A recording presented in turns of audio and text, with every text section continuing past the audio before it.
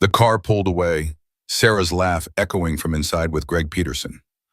I watched from the porch, keys still in my hand, the dinner she'd promised me cold on the counter. Greg leaned across her, his hand briefly touching her knee before he shifted gears, a quick, dismissive glance my way. "Some things," he mouthed, "are just too good to share." The words cut sharper than any knife. The hallway light from the bedroom spilled a narrow rectangle onto the carpet. I stood just outside the frame, watching her. Sarah moved with a deliberate grace, a practiced turn of her wrist as she applied a final sweep of mascara. The black lace of her slip, edged with something delicate, slid over her skin. Then the crimson dress, a deep red silk that shimmered under the bedside lamp, slipped down her frame. It was new, I hadn't seen it before. A mist of perfume, something sweet and heavy, hung in the air, not her usual jasmine. She spun once, admiring her reflection, a soft smile playing on her lips. It wasn't a smile she usually reserved for me, not anymore. The truth landed in my gut like a dropped wrench. She wasn't dressing for us for an evening at home, or even for a simple dinner out with friends. This meticulous transformation, the unfamiliar allure, it was all for Greg Peterson, her boss. The thought brought a dull ache right behind my ribs. I remembered the law firm's gala a month ago, a stuffy affair downtown at the convention center. Sarah had worn a modest navy dress then. Greg Peterson, with his tailored suit and too bright smile, had found her almost immediately. He stuck to her side like static cling. His hand, I noticed, slid lower than necessary on her back when he guided her through the crowd. It rested there just above her hip for too long. He talked animatedly, his head close to hers, while she laughed, a little too loud, a little too often. Later, across the ballroom, Greg had caught my eye. He offered a quick, smug smirk, a message clear as a bell. He wanted what was mine. He believed he could take it. The next morning, the memory still fresh and bitter, I found her in the kitchen, making coffee. The usual Sunday calm felt brittle. "You and Greg seemed to hit it off last night," I said, keeping my voice level, watching her back. Her shoulders stiffened. The spoon clattered in the sugar bowl. She turned, her eyes narrowed, an immediate wall of defensiveness rising. "Don't be ridiculous, Mark," she snapped, her voice sharper than I expected. "He's my boss. We were networking. You know how important connections are at the firm." The words were quick, practiced. A lie, I knew it. The sting of it was a dull throb. Networking didn't require that specific hand placement or that particular predatory gleam in Greg's eye. I started replaying things then. All the late meetings she had, always just after I got home from Hudson Hardware. The missed lunches, the weekend emergencies that pulled her away from our planned Saturday mornings. Each one, once innocent, now felt tainted with a spreading suspicion. They were small cracks in a foundation I thought was solid. Greg Peterson, flashy, arrogant. He drove a black Maserati. He'd made a point of mocking my nuts and bolts job at Hudson Hardware one night when we all ran into each other at the Copper Kettle. "Still turning wrenches, Mark?" he'd asked, a patronizing smile on his face, a glass of dark liquor in his hand. Sarah had just laughed, a nervous, dismissive sound. "Some of us," I'd retorted, my voice tight, "don't need Italian cars and younger women to compensate for other shortcomings." Sarah had elbowed me, then, a sharp, quick jab, and told me to be polite. Greg had merely chuckled, a low, satisfied sound, as if I'd confirmed his own cleverness. The realization settled in my gut like cold river stones. Men like Greg always wanted more. They didn't build things, they acquired them. And Sarah, it seemed, was next on his list of possessions. I wouldn't sit by and merely wonder, allowing suspicion to fester. A cold, hard resolve began to form, solidifying slowly. That night, after Sarah had left for her late meeting, I sat at my laptop. I ordered high-quality audio recorders and several compact 4K video cameras online. They would arrive in a few days. The package from the online retailer arrived 2 days later, discreetly labeled electronics accessories.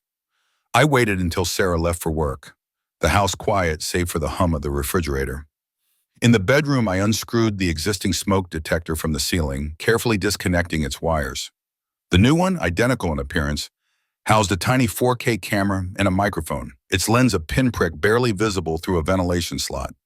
I rewired it, the plastic clips snapping into place with a quiet click. In the living room, I embedded another into the spine of a decorative book on the shelf, angled towards the sofa and the front door. A third went into a small, unused radio on the kitchen counter. Its lens pointed toward the phone and the breakfast nook. For audio, I moved with even greater stealth. One bug, no bigger than a fingernail, went into the lining of Sarah's worn leather shoulder bag, her everyday carry. Another, secured with a sliver of double-sided tape, rested under the passenger seat of her car, tucked away where the vacuum wouldn't reach. The last found its home behind the old wall-mounted landline in the kitchen, a relic we rarely used but still maintained, positioned to catch any mobile conversations held in the immediate vicinity. I tested each device meticulously, checking signal strength, ensuring clear reception on my secure app. I calculated with grim precision that I'd capture at least 90% of her conversations and activities within the house, and a good portion in her vehicle. The remaining 10% would be blind spots, but enough would be there. Enough to know. A heavy cloud of dread settled over me as I started packing for my scheduled 2-night business trip to Portland. It was a routine trip, an annual hardware convention, but this year it felt different, heavy with a new purpose. My hands moved stiffly as I folded shirts and tucked socks into my carry-on. Each item felt like a lid weight. That night, Sarah was different, unusually affectionate. She moved against me in bed, her body warm and pliant, a soft curve against my side. Her hands traced lines on my back, lingered on my neck. She kissed me with an intensity I hadn't felt in months, a hunger that almost made me doubt everything. For a brief period, as she pressed herself closer, pulling me into her, I let myself get lost in the familiar rhythm, in the old comfort. Afterward, as she lay curled against me, her breath warm on my chest, she whispered, "I love you so much." Her voice was husky, thick with something that sounded like genuine emotion. I felt the faint dampness of tears against my skin, though I couldn't see them in the dim light.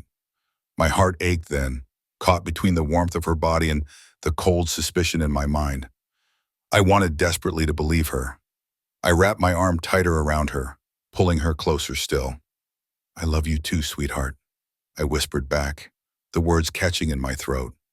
"You're incredible, and I'll love you forever." For a fleeting moment, a dangerous, tempting thought bloomed in my head.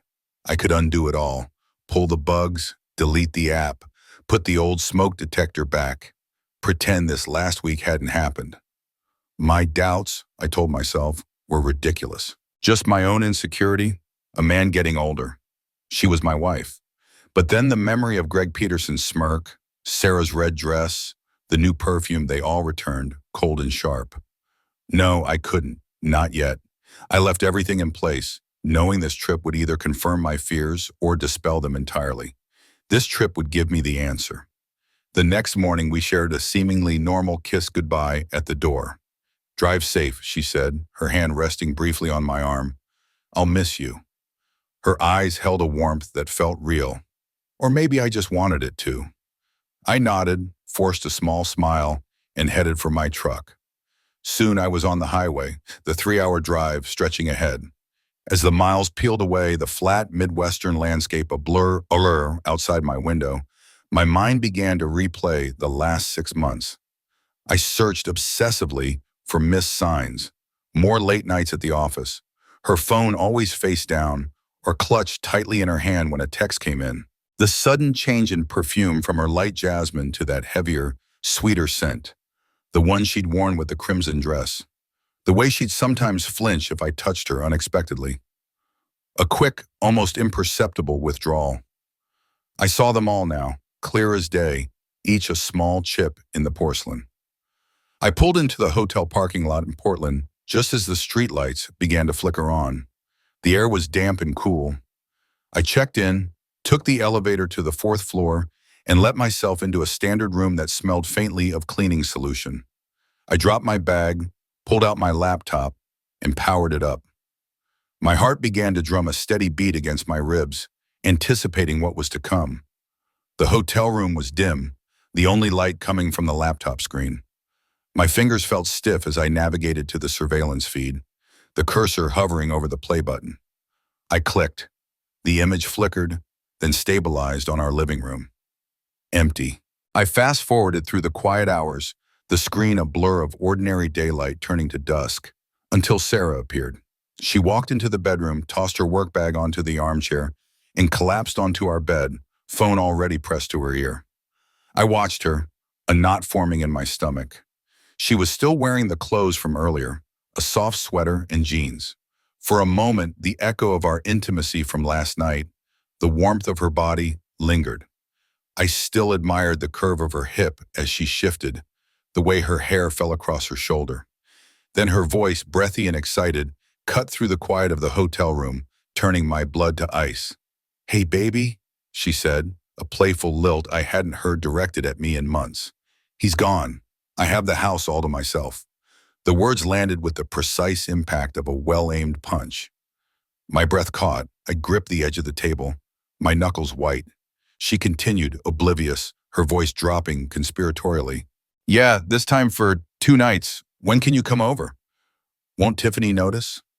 Tiffany, Greg's wife. The question asked so casually twisted the knife deeper.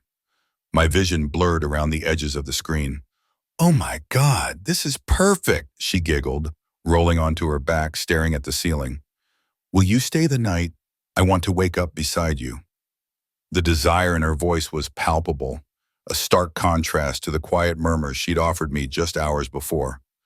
"Of course, I'm all yours. What time?" "Okay, see you soon. I love you, baby." The phone slipped from my numb fingers, clattering softly onto the carpet. I didn't pick it up. My eyes stayed glued to the screen as she ended the call. She sat up, a renewed energy in her movements. She walked into the bathroom, out of the camera's direct view, but I could hear the faint sounds of water running. When she reappeared, she was wrapped in a towel.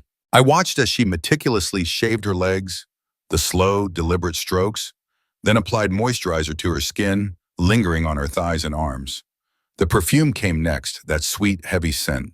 She dabbed it not just at her wrists and neck, but at places more intimate, for someone else's appreciation. From a drawer, she pulled out lace lingerie I'd never seen before, black and delicate, and slipped it on. She sat at her vanity, styling her hair with a curling iron, a careful arrangement of waves. Her makeup went on with a surgeon's precision. Finally, she slid her feet into a pair of red stilettos, the same shade as the dress she'd worn for the gala, that crimson silk. She stood, admired herself in the mirror, a satisfied smile blooming on her face. The doorbell rang at precisely 8:12 p.m. Sarah practically flew from the bedroom, paused in the hall to check her reflection in the antique mirror, smoothed her dress, then practically ran to the front door. She pulled it open. Greg Peterson filled the frame, a smarmy grin on his face. He stepped inside, pulled her into a deep, consuming kiss, his hand already on her back, guiding her closer. Then, without breaking contact, he kicked the door shut with his heel. My stomach convulsed. I stumbled from the chair, the room spinning.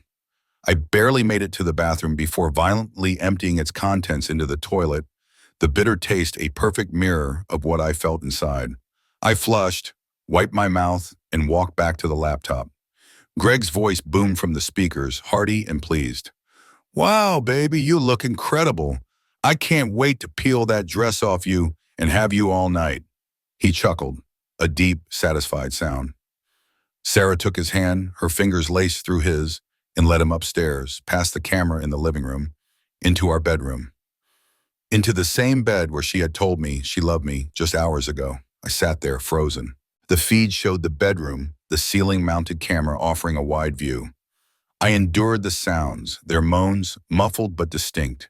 Their whispered words of desire, the sharp snap of buttons, the rustle of clothes, the springs of the mattress groaning under their combined weight. The betrayal playing out in agonizing high definition was a physical weight on my chest. Then a conversation that shattered everything, making the very air in the hotel room feel thin and cold. "So Mark's really gone for 2 nights?" Greg asked, his voice low, a note of satisfaction in it. Sarah's response was soft, content. "Yes, you have me all to yourself, baby." I've wanted to wake up next to you for so long. I love being with you, Sarah, Greg said, his voice closer to the microphone now. No one makes me feel the way you do. And I love being with you, Greg. It's different with you, more intense. Her words were clear, deliberate. Greg chuckled again, a cruel sound that seemed to scrape against my eardrums. I can't wait to have you over and over again while your husband works his ass off. What an idiot. Be nice, Greg, Sarah murmured, a strange mix of admonishment and affection in her tone. Mark's a good man, and I love him. Greg's voice turned serious, losing its playful edge. Then why are you here with me? There was a hesitation, a long, drawn-out pause, filled only by the sounds of the rustling sheets. Then Sarah's voice, barely a whisper. Because you're the most attractive man I've ever met, and being with you feels like I'm finally alive. I remained fixed in my chair, listening. Sarah's voice, soft and intimate, carried from the laptop speakers. She went on, detailing her feelings for Greg, for this new life she had apparently found. With Mark, she explained, her words a casual dismissal of our shared history, it's just comfortable, safe, but there's no spark anymore, you know? No excitement. Her tone was wistful, a woman longing for something more than what she had. She told Greg that he made her feel young again, that he understood her ambitions, that he saw her as more than just a wife. You make me feel alive, she repeated, a phrase that twisted in my gut. My chest felt hollow, a cavern where my heart used to be. Every word she uttered, every justification for her deceit, hammered another nail into the coffin of our marriage. The life we had built, brick by brick, seemed to crumble into dust before my eyes, streamed live from our bedroom. The sterile hotel room, with its anonymous art and faint smell of disinfectant, became a window to hell. The screen showed our bed, our sheets, our pillows, now desecrated. The betrayal was not just an emotion, it was a physical ache that settled deep in my bones, a cold weight that I knew would never truly leave. It felt like someone had scooped out my insides, leaving behind nothing but a raw, throbbing emptiness. My hands were still clenched, nails digging into my palms, the pain a distant, almost welcome sensation. Then slowly a different feeling began to coalesce in the void. It wasn't sadness. It wasn't even pure rage, not yet. It was something colder, harder. A calculated resolve, a decision made in the sterile silence of that hotel room that this would not stand, that this betrayal would not go unanswered. Revenge, stark and unforgiving, became my sole purpose.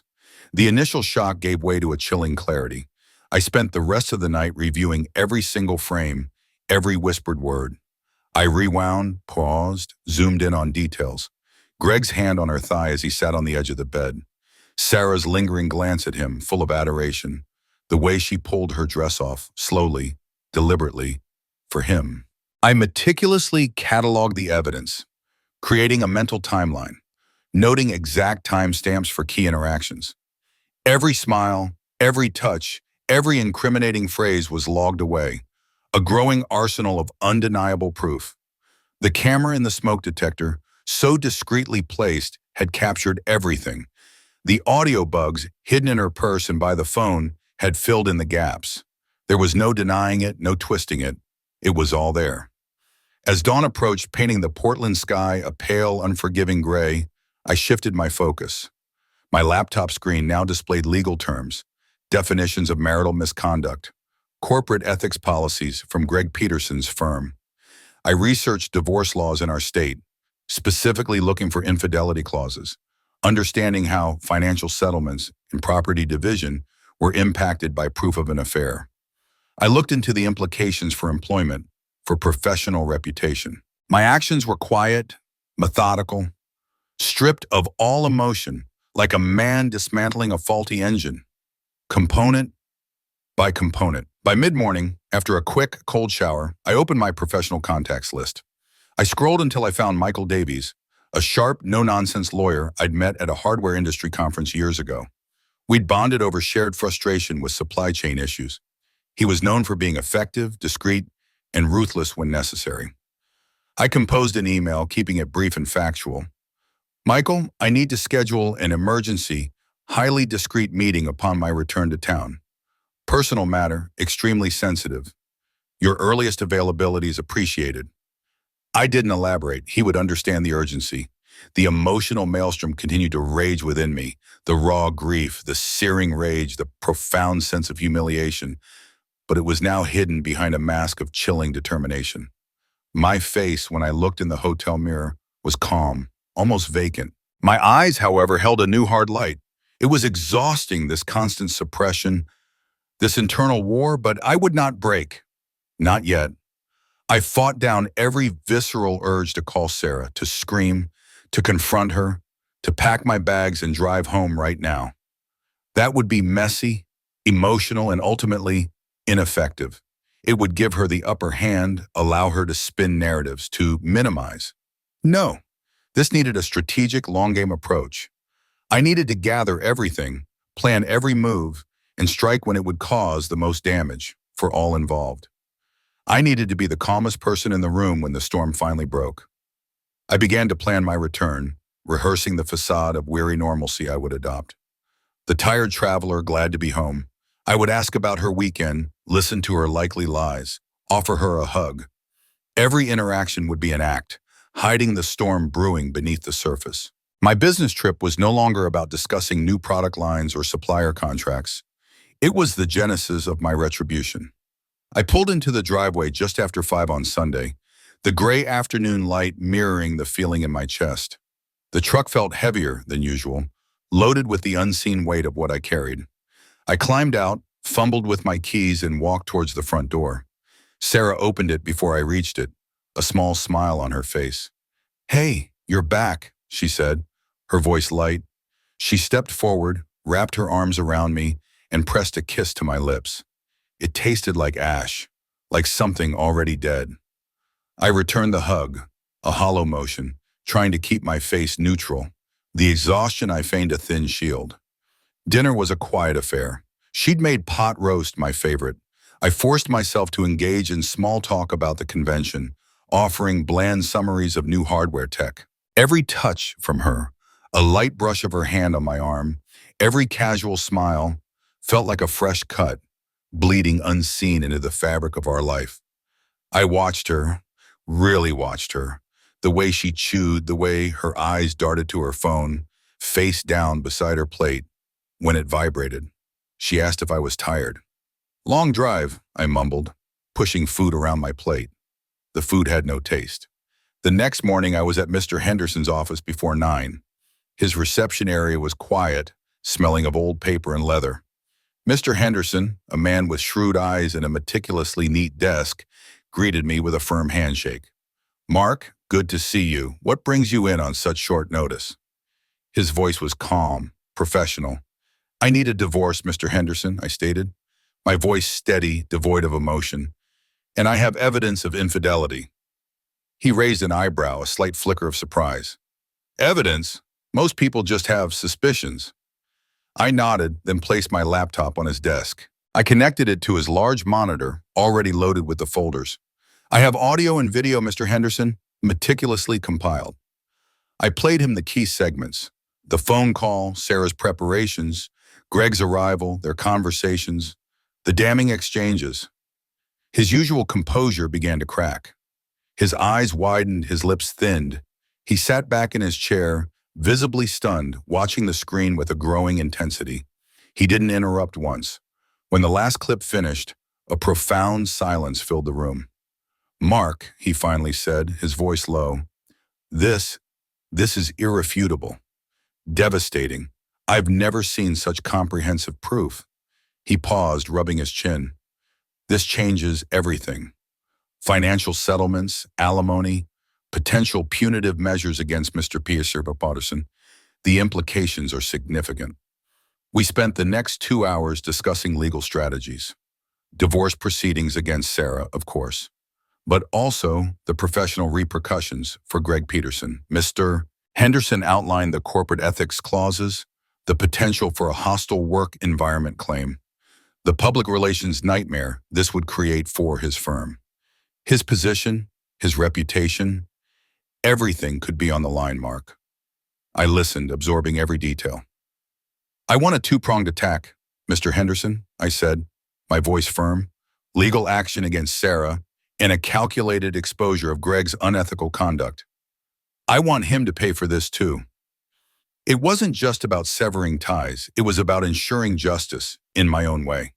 In the days that followed, the routine of our lives continued, a careful dance of polite distance. I continued to observe Sarah. Her phone was still often face down or held close, her thumb flying across the screen with a speed that spoke of urgent private messages. She still came home late, sometimes, with vague excuses. I continued to record a quiet, almost obsessive documentation of her ongoing deceit. These small, furtive habits, once dismissed, now screamed volumes. At the same time, I discreetly consulted with financial advisors. I reviewed our joint accounts, our investments, the value of our home. I began the quiet, meticulous process of securing my assets, of understanding how to protect my future. It was like untangling a complex knot, slowly, deliberately, strand by strand. There was a strange mix of power and desolation in me during those days. I held the fate of two lives in my hands, Sarah's and Greg's. The knowledge gave me a chilling sense of control, yet it was coupled with a profound emptiness. This wasn't the life I'd built, the future I'd planned. It felt unsettling to realize how quickly the past can unravel, and it makes you wonder what threads will snap next. Stick around to the end to see how life's costly choices unfold. The silence in the house, especially at night, felt heavy, pregnant with the unspoken. Sarah moved through her days seemingly oblivious, or perhaps willfully ignorant of the storm gathering. But I was aware. Every quiet moment was another tick in the countdown as I plotted my next move. The papers were served on a Tuesday morning. I had gone to work early, leaving the house before Sarah stirred. Mr. Henderson's courier handled the delivery, a discreet, professional transaction. Later that afternoon, when I returned home, the quiet was heavier than usual. Sarah was in the living room, the stack of documents on the coffee table beside her, untouched. Her face was pale, her eyes wide and disbelieving. "What is this, Mark?" she asked, her voice thin, barely a whisper. "Some kind of sick joke?" I walked past her, dropping my keys onto the hall table. "You know what it is, Sarah." Her eyes hardened, a flush creeping up her neck. No, I don't. You're divorcing me? For what? You're being paranoid, Mark. You've always been jealous. This is insane." Her voice rose, laced with fury and a desperate denial. "There's nothing. There's never been anything." I didn't answer. I simply walked over to the TV, connected my laptop, and mirrored the screen. I navigated to the folder, paused, and looked at her. Her breathing was quick, shallow. I pressed play. The bedroom footage flickered to life. The first clip.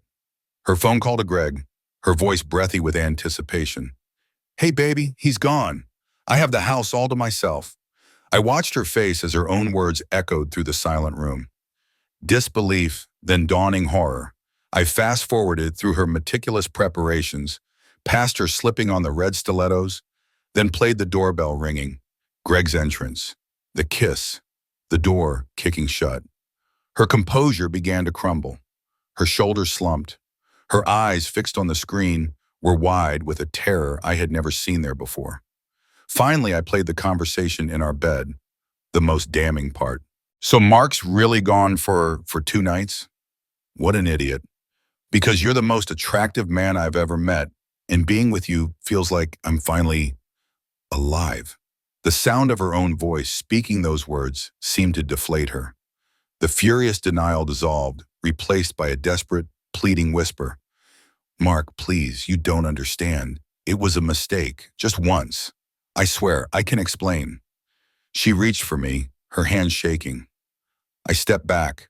My resolve was ironclad, hardened by weeks of watching, listening, and that dull ache in my chest. "There's nothing to explain, Sarah. It's all right there." The clips continued to play, a loop of her betrayal, a constant reminder. She tried to beg, to bargain, to rationalize, tears streaming down her face, but her words were just noise now, falling on deaf ears. The image of her with Greg on our bed was burned into my mind, indelible. Word of the scandalous divorce didn't take long to spread. Mr. Henderson's office, while discreet, understood the power of carefully placed information. Whispers began circulating through our small community, then through Sarah's law firm. People talked about the details, the irrefutable evidence, the shocking nature of it all. Coffee shop conversations halted when I walked in. Former friends of Sarah's started looking away or offering me pitying glances. Mr. Henderson, true to his word, sent a formal letter to Greg Peterson's law firm. It was a dense document outlining Greg's egregious ethical breaches, the potential for a severe conflict of interest, and the devastating personal conduct that could bring discredit to the entire firm. The lawyers there, panicked by the potential public scandal and the damage to their reputation, initiated an immediate internal investigation into Greg. A few days later, Greg Peterson showed up at my house. He rang the doorbell with an aggressive insistence, his face a mixture of fury and disbelief. "What the hell do you think you're doing, Mark?" he practically snarled when I opened the door. "Serving me with papers? Spreading lies?" I leaned against the door frame, my voice calm, almost bored. "Not lies, Greg. Proof. I have everything. You know I do. Your firm knows too." His face went from red to ashen. "You taped us? You son of a bitch!" "You should have considered that before you slept with my wife in my bed," I said, my voice still level. He stood there sputtering, before turning on his heel and stomping back to his black Maserati.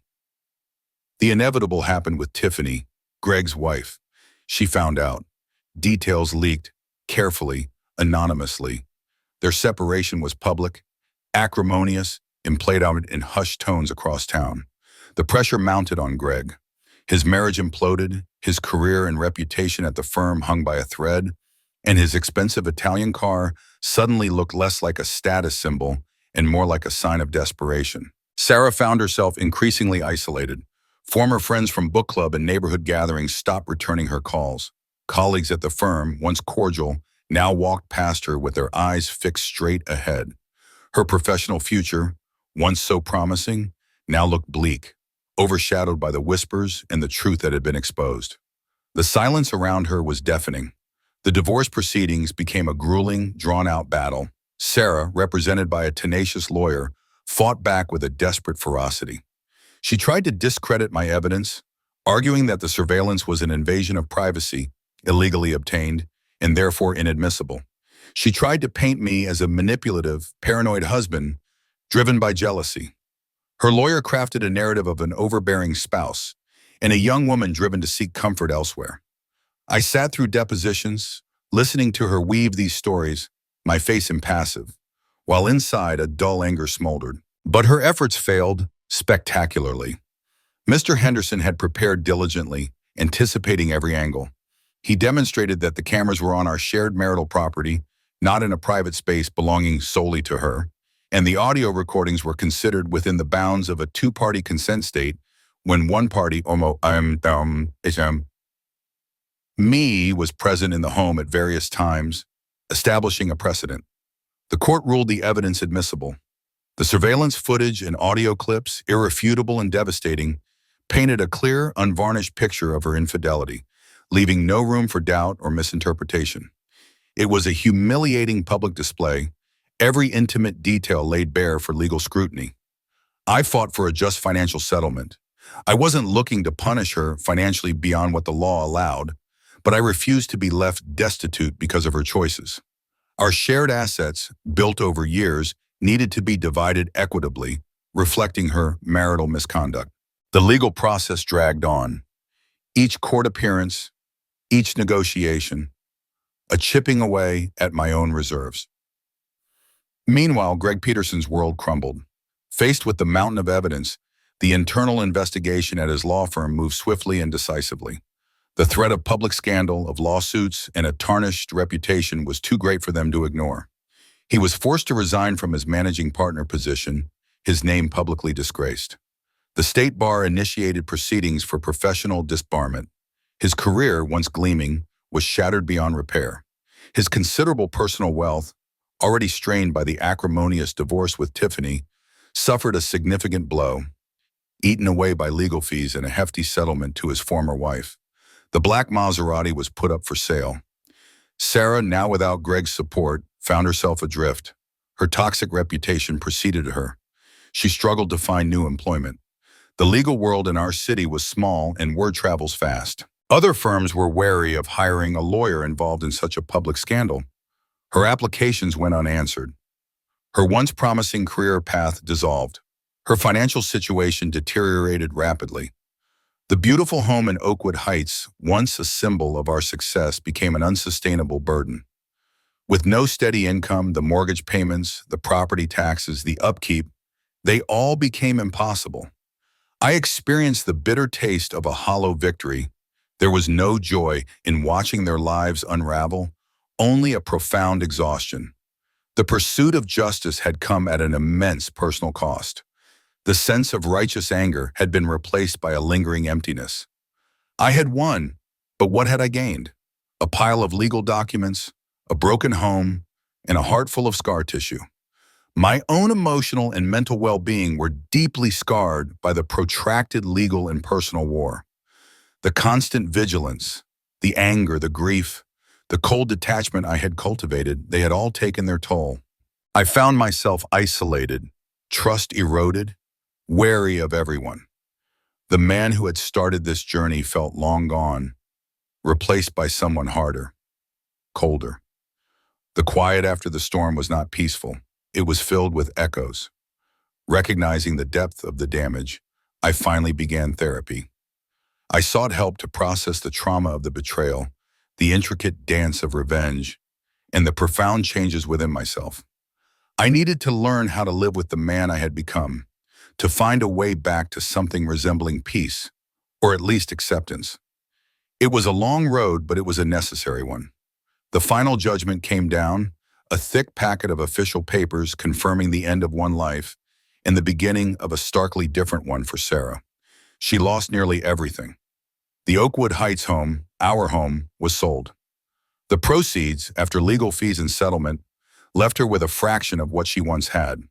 Her career, once a source of pride and ambition, was irrevocably damaged. The whispers, the looks, the doors that closed in her face, they were effective.